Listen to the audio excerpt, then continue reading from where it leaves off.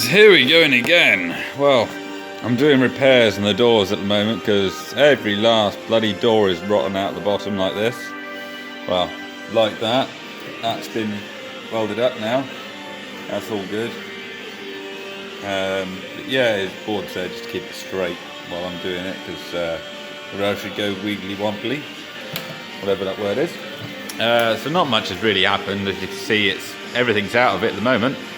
It's got some dented arches in it at the moment, but they're welded in. We just need to straighten them out a little bit, but other than that, they're all good. All the firewalls in there. We've done a lot of welding bits and pieces underneath, so it's been a lot of tedious work really. Yeah, so it's a bit different walking underneath it with everything out. And I've got the boot on there now. That's all been painted up and everything, so it looks pretty good. I've also done the bonnet now, and I've done the driver's side door. They're not on the car, just because I'm keeping them safe upstairs.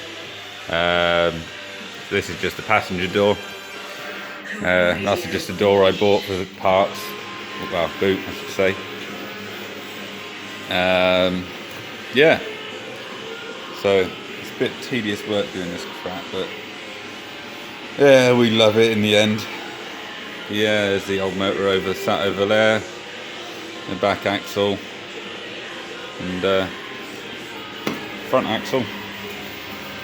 So some comments say these have asked, these are S13 200SX subframes, slightly modified on the front just to obviously hold the engine. But other than that, they're pretty much standard, apart from the lower arms have been shortened a little bit, and so is the track rods as well, just to accommodate for that. These are just cheapy shock absorbers off eBay, which I bought 300 quid I believe a couple of years ago now. Yes, this project's been going on for a few years, so yeah, that's really all I've got to say at the moment. It's just a lot of tedious work. There's the trans tunnel being in the making, so it's just a lot of tedious work, and yeah, it's just taking its time.